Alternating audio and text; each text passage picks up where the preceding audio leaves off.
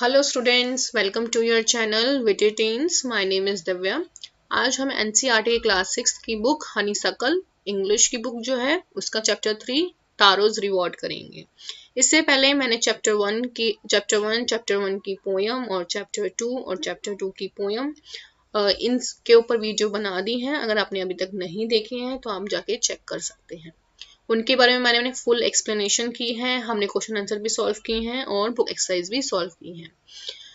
Same here हम इस chapter 3 में भी फुल एक्सप्लेनेशन दूंगी मैं आपको हिंदी में और क्वेश्चन आंसर सॉल्व करेंगे, साथ में हम बुक एक्सरसाइज भी करेंगे। ओके, चैप्टर 3 जो है आपका तारोज रिवॉर्ड, ये जो है एक जापानीज फोक टेल है। यस, फोक टेल पता है आपको क्या होती है?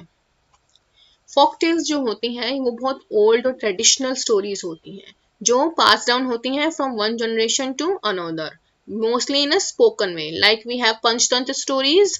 आई hope you have read all these in your nurseries. Good. Have you heard about Tenali Raman? Tenali Raman की कितनी सारी स्टोरीज हैं। फिर आपकी हैं जटाका टेल्स जो बुद्धिस्ट मॉन्क के ऊपर बेस्ड है।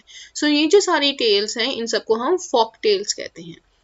So what is the meaning of folk tales? A very old traditional story that has been passed down from one generation to another in a spoken form, जो orally transmit होती है।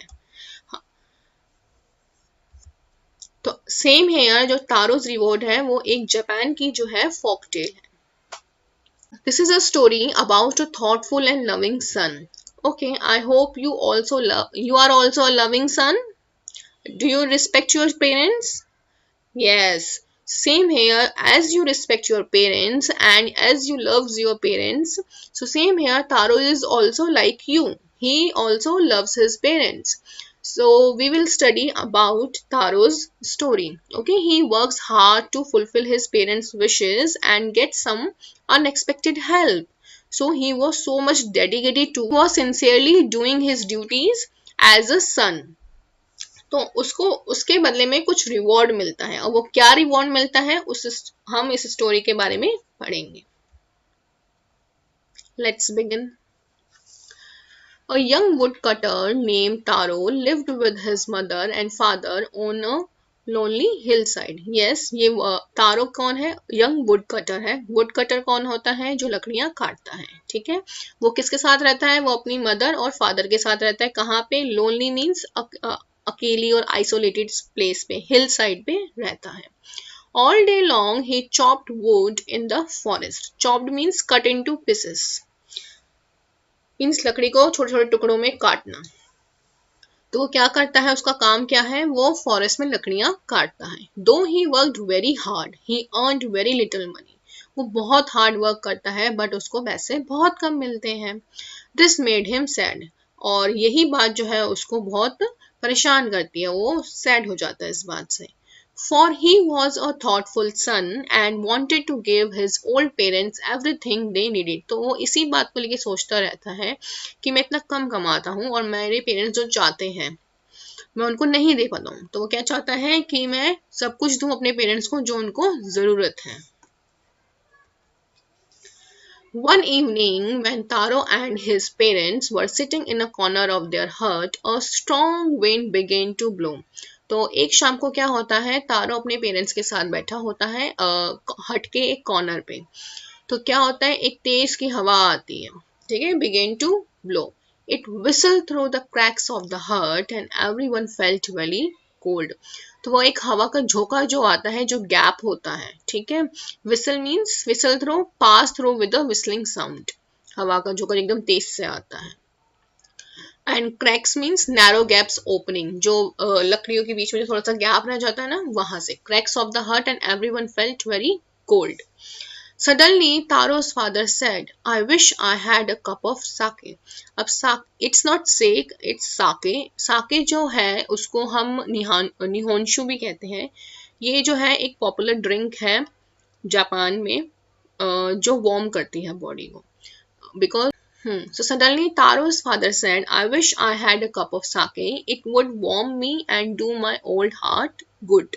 तो तारो के father क्या कहते हैं कि वो क्या विश करते हैं कि मैं एक कप ऑफ साके पी सकता। क्योंकि वो साके क्या करता है, वो बॉडी को वार्म करता है, ओके, एंड उनको अच्छा फील होता। So this made Taro sadder then ever. अब वो जो उसके फादर की विश थी, क्या विश थी कि उनको साके पीना था।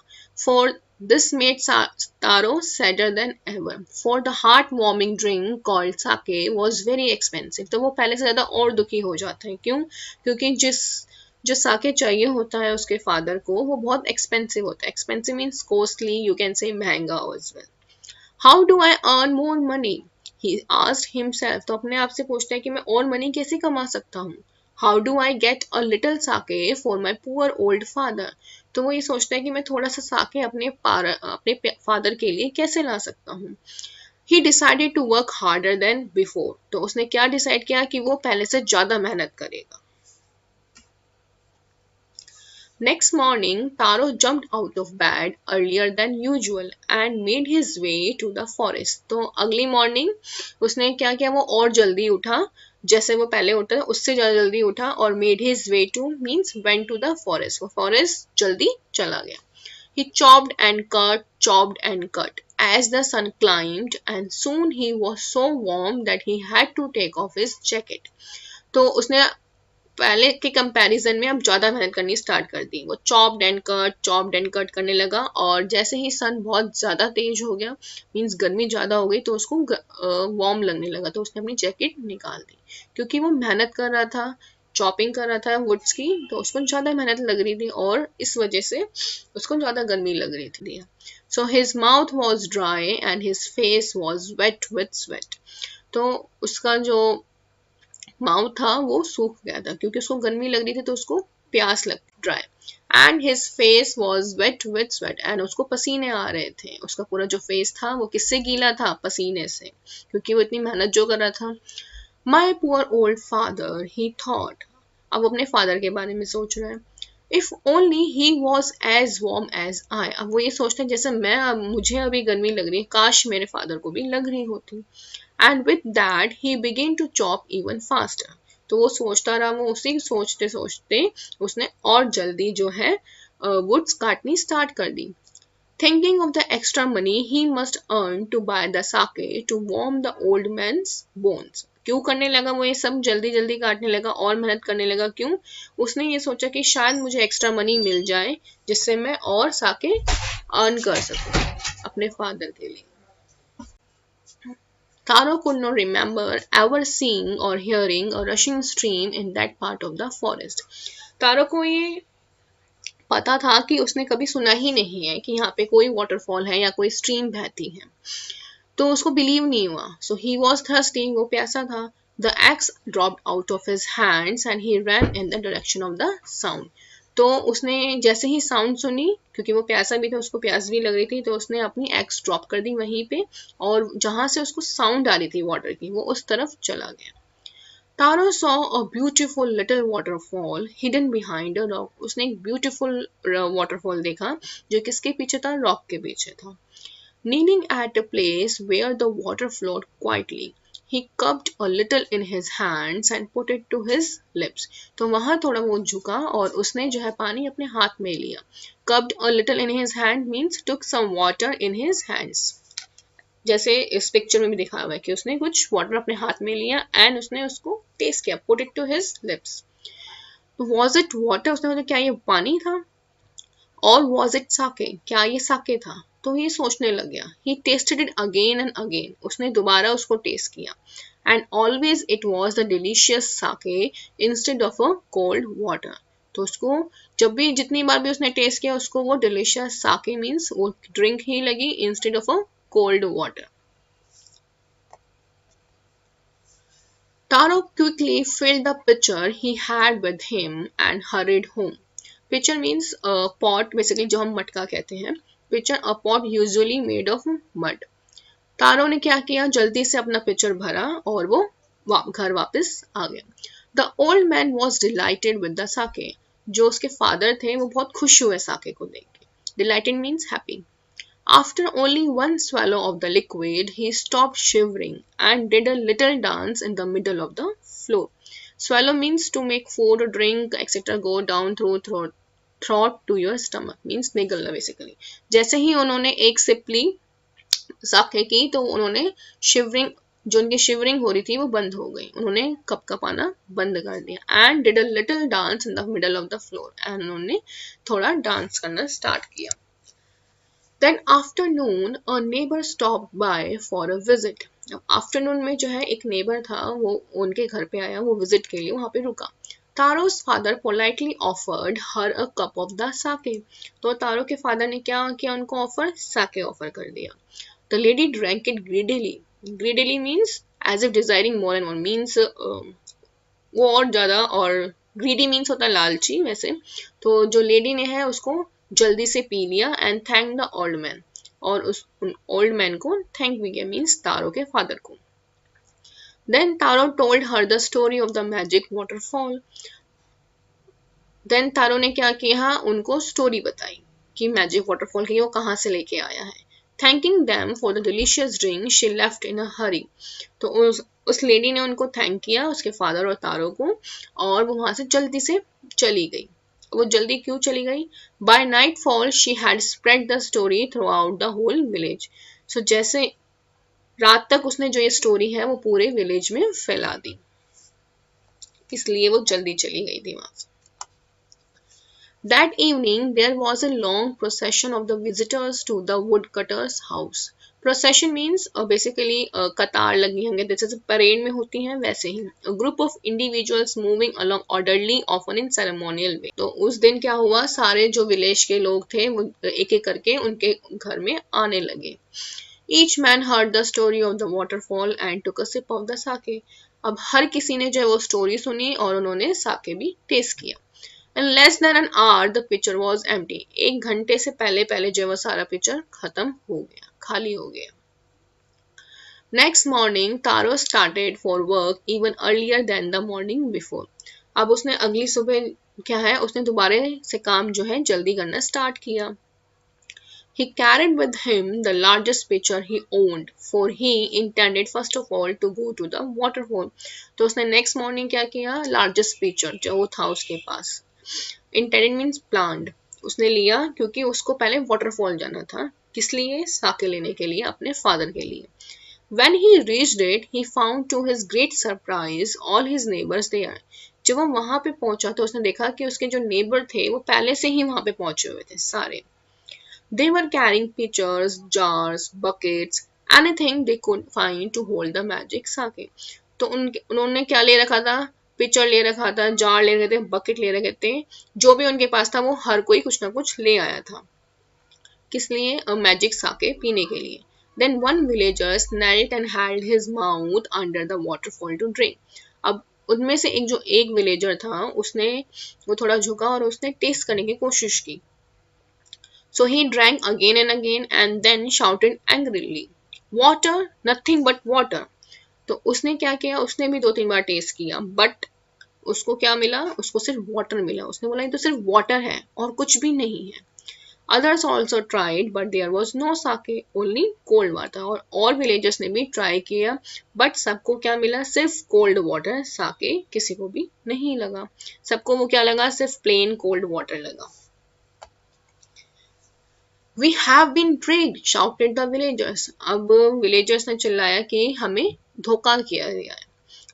Tricked means deceived.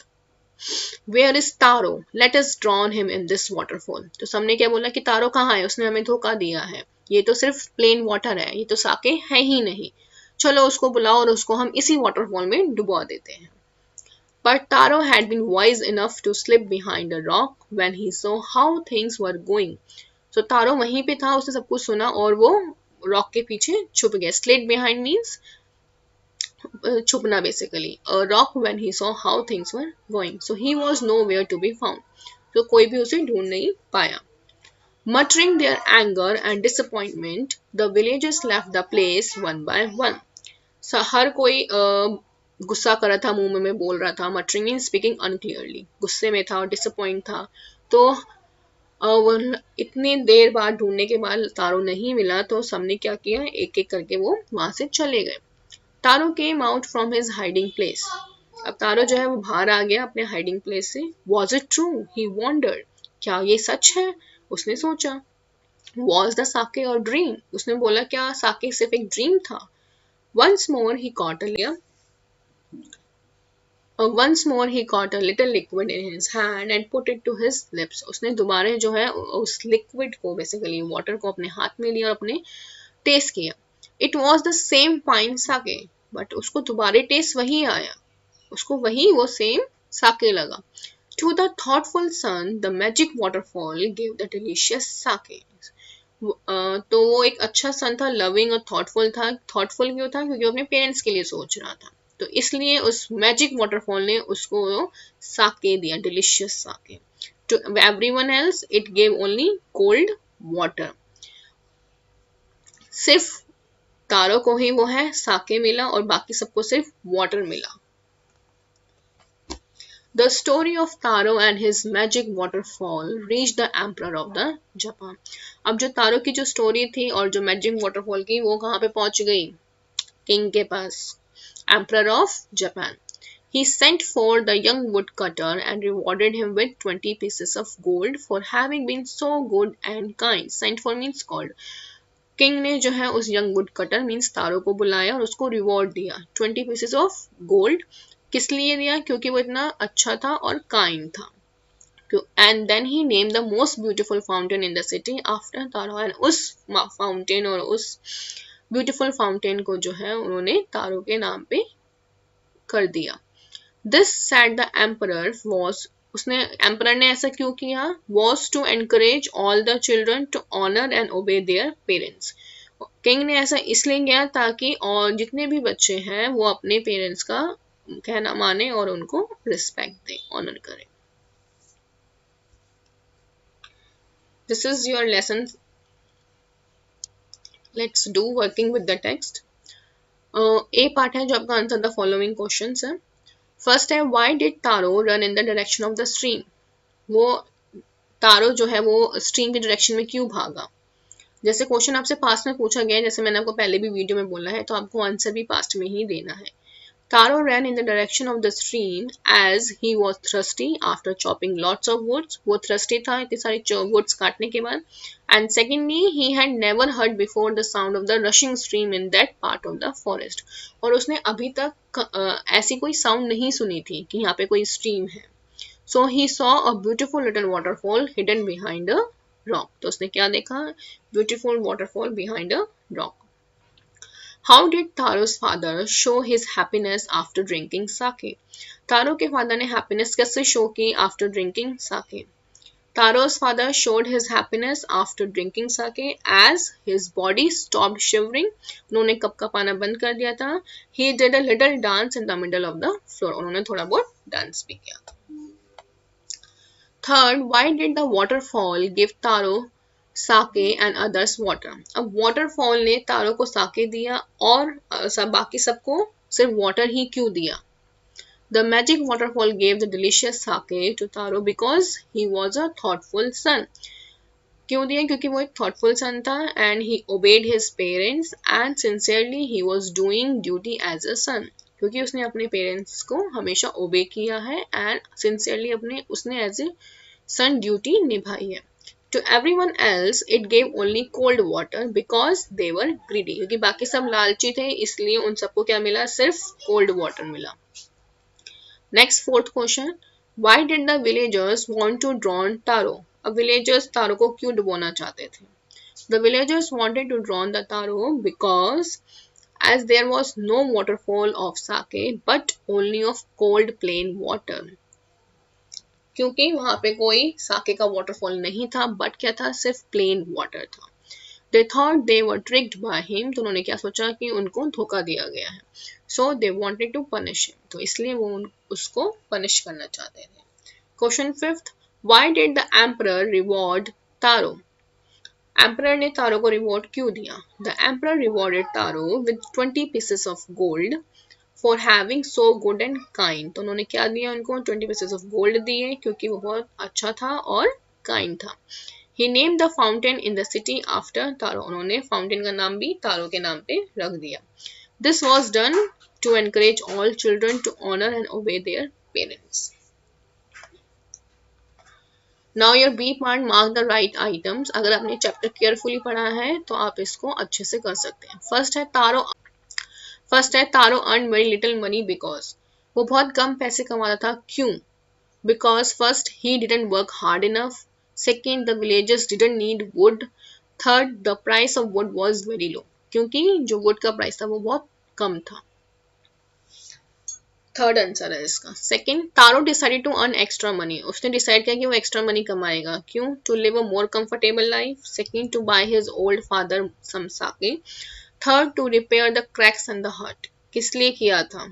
इसका राइट आंसर है second, to buy his old father some sake. The neighbour left तारोज हट इन अ हरी बिकॉज, जो नेबर थी वो बहुत जल्दी में तारो का हट छोड़ के गई थी, क्यों? Because she was delighted with the drink, she was astonished to hear Taro's story, third she wanted to tell the whole village about the waterfall। तो इसका राइट आंसर है थर्ड, क्योंकि उसको सारे विलेज को बताना था इस वाटरफॉल के बारे में। नेक्स्ट है working with the language. A strike off the words in the box below that are not suitable, आपको स्ट्राइक ऑफ बेसिकली उनको कट करना है। Taro wanted to give his old parents everything they needed, तो ये statement दी हुई है। This shows that he was, इस statement के बेसिस पे आपको बताना है कि वो कैसा सन था, क्योंकि वो अपने पेरेंट्स को सब कुछ देना चाहता था जो उनको चाहिए था। वो थॉटफुल सन था, हाँ। वो हार्ड वर्किंग था, जी हाँ। इस स्टेटमेंट के बेसिस पे आपको डिसाइड करना है।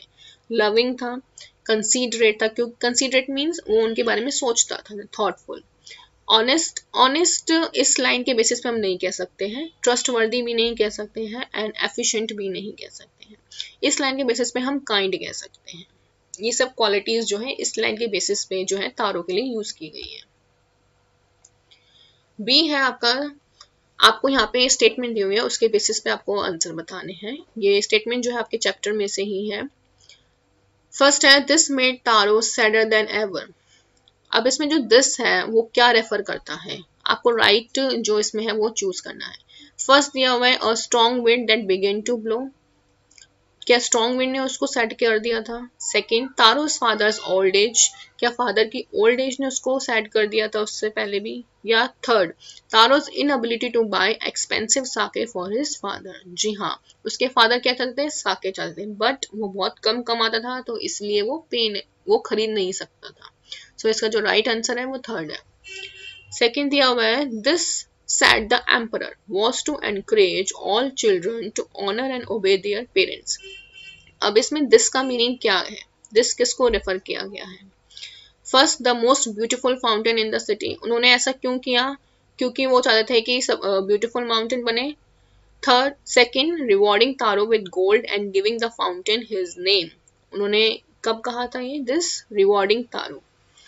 Third is sending for Taro to hear his story, क्या इसलिए किया था कि तारो से उन्होंने स्टोरी सुनी थी? नहीं, इसका सही आंसर है सेकंड, उन्होंने तारो को रिवॉर्ड दिया था गोल्ड से और फाउंटेन भी उसके नाम किया, ताकि इसके बेसिस पे लोग समझें कि और बच्चों को कैसा होना चाहिए। सी है arrange the word below in pairs that rhyme, यहाँ पे आपको राइमिंग करनी है। जैसे आपको एग्जांपल दिया हुआ है young, young, lung, last part if you hear the sound young and lung, दोनों की प्रोनाउंसिएशन जो एंड में है वो सेम है। मनी, सनी, लास्ट में अगेन हनी एंड सनी आ रहा है। तो ये सब आपको दिए हुए आपको करना है, मैंने यहाँ पे लिखा भी है, जैसे sad, bad, chop, stop, last, fast, wax, axe, could, wood, sound, round, way, day. तो ऐसे ही आपको भी करना है। नेक्स्ट है the fill in the blanks with words from the box, ये आपको दिए हुए हैं lonely, little, hard, young, thoughtful, delicious, beautiful, ये आपको फिल करने हैं इस बॉक्स में। अगर आपने स्टोरी सही से सुनी है, समझी है, तो आप ये अच्छे से कर सकते हैं। A young woodcutter lived on a lonely hillside. He was a thoughtful son who worked hard but earned little money. One day he saw a beautiful waterfall hidden behind a rock. He tasted the water and found it delicious. Second है आपका find these sentences in the story and fill in the blanks. First is this made Taro dash than ever. ये आपके para 3 में दिए हुए, जो आपको bracket में दिए हुए, ये पैरा नंबर दिए हुए, अगर आप उसमें चेक करेंगे तो आपको आंसर मिल जाएंगे। तो इसका राइट आंसर है sadder. Second, he decided to work dash than before, harder. Third, next morning Taro jumped out of bed dash than usual, earlier. Fourth, fourth is he began to chop even dash, that means faster. Fifth, next morning Taro started for work even dash than the morning before, earlier. Next is speaking and writing. Speak the following sentences clearly but as quickly as you can. Learn them by heart. It is a funny way if you read these words quickly. You don't have to stop. Like first is how much wood would a woodchuck chuck if a woodchuck would chuck wood. तो अगर आप ये बोलेंगे तो आपको बहुत problem होगी. Second is Betty bought a bit of butter, but the bit of butter was a little bitter, so she bought some better butter to make the bitter butter better. ये आपका होमवर्क है, ये आपको अपने आप करना है. नेक्स्ट है the story Taro's reward shows that Taro is thoughtful, hard working and also wise. Read aloud the parts of the story that show these qualities in Taro. जी हाँ, अगर आप ये चैप्टर में देखेंगे तो आपको वहीं पे मिल जाएंगे. आपको 3 क्वालिटीज दी हुई हैं, thoughtful, hard working and wise. And तीनों के इंस्टांसेस और एग्जाम्पल्स आपको स्टोरी से लेने हैं और वही यहाँ लिखने हैं, जैसे मैंने यहाँ लिखे. He chopped wood in the forest. He worked very hard but earned very little money. He was a thoughtful son and wanted to give his old parents everything they needed. Next, he wanted to give his parents heartwarming drink, sake, but it was too expensive. He started to work even more harder to buy this. So, hard working ke I have given you 2 examples. Next is wise, but Taro was wise enough to slip behind the rock to save himself from the villagers' wrath. Wrath means basically उनका गुस्सा. Second है, second का first जो दिया है, like Patrick in the story, who did Patrick's homework, Taro is helped by magic. Do you believe in magic? What are the magical things that happen in these stories? So जैसे Patrick की story में जो है उसको किससे help मिली थी? Magic से. Same है यार, तारो की स्टोरी में भी उस मैजिक ने हेल्प की होती है. सो क्या आप बिलीव करते हैं मैजिक में, या आपके ऊपर है आप बिलीव करते हैं या नहीं. और आपको कुछ लिखना है ऐसा, what are the magical things that happen in this stories. तो इन दोनों में ऐसा कौन सी मैजिकल स्टोरीज और मैजिकल इंस्टेंसेस हुए थे इन दोनों स्टोरीज में, ये आपके ऊपर बिलीव है. वैसे जहां तक मैजिक का सवाल है, यहाँ पे कोई ऐसा बिलीव नहीं होता मैजिक पे, बट यहाँ पे सिर्फ ट्रिक्स होती हैं. There are only tricks which called as magic. So in the Patrick case an elf was a magical things who was not one of us. जो हमारे में से नहीं था वो कहीं और से ही था, ठीक है. But in Taro's case it's waterfall who turn into sake only for him, but for others it's just plain water. Next है आपका which story do you like better and why. आपको पैट्रिक और तारो की दोनों में से story कौन सी अच्छी लगी और क्यों. Do you know such stories in other language. क्या आपको ऐसी स्टोरीज किसी और लैंग्वेज में पता है. Discuss these questions in the class, ये आपको करना है. वैसे generally speaking both stories are good, magical and educative as well. दोनों ही अच्छी हैं, दोनों में मैजिक था और educative means they are teaching the lesson. But I like Patrick's one because he learned to do homework himself unknowingly. तो ये आपके ऊपर है, जैसे मैंने लिख दिया आप मेरे हिसाब से, वैसे आप भी लिख सकते हैं आपको जो पसंद हो, और आपको रीजन भी लिखना है. जैसे मैंने लिखा है क्योंकि उसने क्या सीखा, उसने होमवर्क करना सीखा. थर्ड है नाउ राइट अ पैराग्राफ और 2 about these 2 stories comparing them. आपको कंपेयर करना है दोनों स्टोरी को. Patrick and Taro both were opposite to each other. Opposite to each other, you can say contrast to each other. दोनों ही एक दूसरे से अलग थे, अपोजिट थे. कैसे. Patrick hated homework and played hockey, basketball and Nintendo instead. वो होमवर्क को हेट करता था और वो क्या खेलता था, हॉकी, बास्केटबॉल और निंटेंडो वीडियो गेम्स. वो क्या था, he was a lazy, ignorant and disobedient kid. वो लेजी भी था, वो इग्नोरेंट था एंड डिसओबीडियंट किड था. Where is Taro was thoughtful, hard working and obedient. तो इसका जस्ट अपोजिट तारो था, वो थॉटफुल था, हार्ड वर्किंग था एंड ओबीडियंट सन था. Even God favors and rewards him with the magical waterfall which gave sake for his father. So जो इतना अच्छा था उसको रिवॉर्ड भी मिला उसका, ठीक है. He got reward of his hard work. While Patrick got help of an elf to do homework and later on himself learned how to do homework and became an obedient and model kid. But Patrick के case में क्या था, उसको magic मिला elf, but उस elf ने उसको help की लर्न करने में कि अपना होमवर्क कैसे करना है, एंड उस मैजिक ने उसको हेल्प की, एक डिसओबीडिएंट सन से ओबीडिएंट सन बन गया और मॉडल किड बन गया। Here magical tricks teach the lesson to Patrick. Taro के केस में उसको रिवॉर्ड मिलता है और पैट्रिक के केस में वो लर्न करता है अपना lesson. See here, listen to these children. What are they talking? Okay, first, I think swimming is more difficult than driving. तो उसने क्या बोला कि swimming जो है more difficult है driving से। बोलता है I think it is much less difficult. Second बोलता है कि मुझे लगता है कि नहीं वो कम difficult है। Third बोलता है anyhow neither of them is as difficult as learning English. तो उन्होंने बोला कि swimming और driving फिर भी easy है। तीसरा बोलता है but English ज़्यादा difficult है। Now work in groups, come to some agreement to each of the activities given below. अब आपको ग्रुप में काम करना है और ये एक्टिविटीज दी हुई है यहाँ पे आपको। Decide which is most interesting, dullest, most dangerous, safest, most rewarding and most exciting. तो आपको इनके बेसिस पे जो ये सारी कैटेगरीज दी हुई हैं आपको डिवाइड करना है अकॉर्डिंग टू यू। जैसे मैंने किया है, मोस्ट इंटरेस्टिंग कौन सी होती है, डांसिंग होती है, लिसनिंग म्यूजिक होती है, वॉचिंग टीवी। जब भी फ्री टाइम होता है तो हम यही करते हैं। डलेस्ट कौन सी है, नीटिंग, बुनना, swing and leaning and learning. यहाँ पे लर्निंग लैंग्वेज आएगा, LEAR। सो डलेस्ट में आप देख सकते हैं आपको कौन सी चाहिए, जैसे नीटिंग है, स्विंग है और लर्निंग लैंग्वेजेस। मोस्ट डेंजरस में जैसे मैंने लिखा है mountain climbing, that is most dangerous, उसके लिए आपको थोड़ी प्रैक्टिस करनी होती है। सेफेस्ट कौन सी है, stamp collecting and walking. Most rewarding like painting, reading, fishing, cooking, these are, and most exciting like playing football and swimming. So ये आपके ग्रुप के ऊपर है, आपके ऊपर है कि आपको कौन सी ज्यादा अच्छी लगती है, उस हिसाब से आपको ये कैटेगराइज करना है। ये next is dictation. Your teacher will speak the words given below, right against each 2 new words that rhyme with it. तो अगेन आपको यहाँ पे राइमिंग करनी है, जैसे मैंने कुछ वर्ड लिख दिए हैं वैसे अगर आपको कुछ और आते हैं वो भी लिख सकते हैं, जरूरी नहीं है कि आप यही लिखें।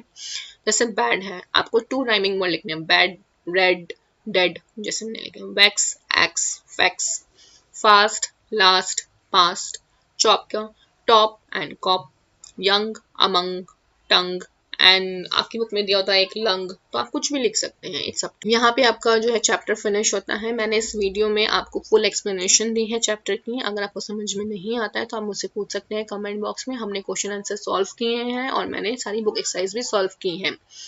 फिर भी अगर आपको कुछ और समझ में नहीं आता है तो आप मुझसे पूछ सकते हैं इन द कमेंट बॉक्स। और अगर आपको अच्छी लगी हो वीडियो तो आप इसको लाइक कर सकते हैं, शेयर कर सकते हैं और अपने फ्रेंड्स के साथ शेयर करिए।